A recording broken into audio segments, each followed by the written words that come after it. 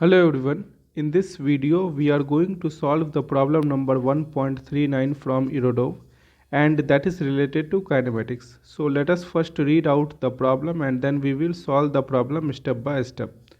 A point moves along an arc of circle of radius r. So let us say this is the circle of radius r in which the point is moving. Its velocity depends on the distance covered as v is equal to a root s. So the expression of velocity is given as a times root s, where a is constant and s is the distance. Okay, and it is asking to find the angle alpha between the vector of the total acceleration and the velocity vector as a function of s. So if we talk about the velocity vector, so velocity vector will always be in the tangential direction because velocity is always towards the tangent.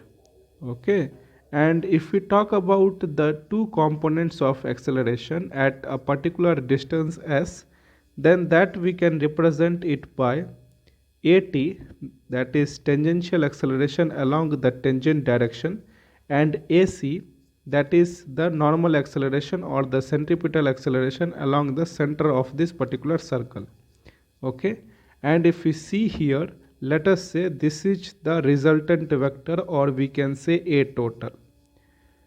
Okay, now in the problem it is asked to find the angle alpha between the vector of the total acceleration and the vector of velocity. So the velocity vector will always be in the tangential direction. So let us say this is the direction of velocity. Okay, and this particular angle that we have to find out, let us say this particular angle is theta, and theta we can say angle between velocity vector and the a total vector, that is the total acceleration. Or theta we can also see here that it is also the angle between the tangential acceleration vector and the total acceleration vector. So in the acceleration vector diagram, if we draw it here, let us say this is at,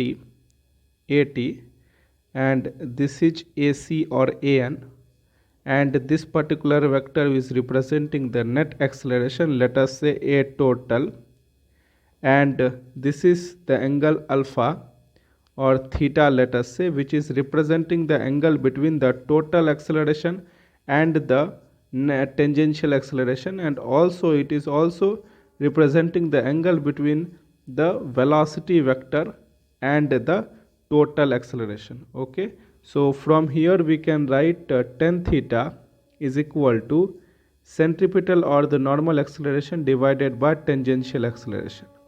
And here we know that tangential acceleration is equal to dv upon dt, and we can write d by dt of a times root s.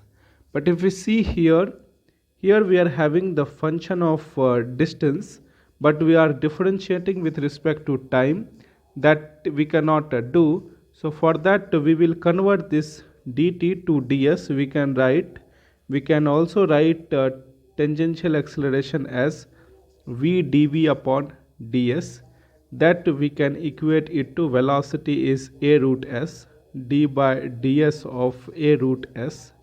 So from here we can say, as a is constant, we can take it outside. We can write a square root s d by ds of root s, that is equal to a square root s, and the differentiation of root s is 1 upon 2 root s. Root s and root s will get cancelled, and we will get tangential acceleration is equal to a square by 2.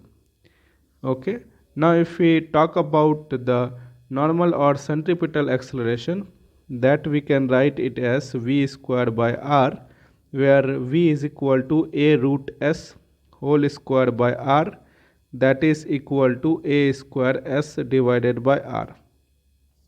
Let us substitute the value of the tangential acceleration and the centripetal acceleration In the expression of tan theta, we will get tan theta is equal to a square s by r whole divided by at is equal to a square by 2 a square by 2. So from here we will get tan theta is equal to 2s by r, or theta is equal to tan inverse 2s by r.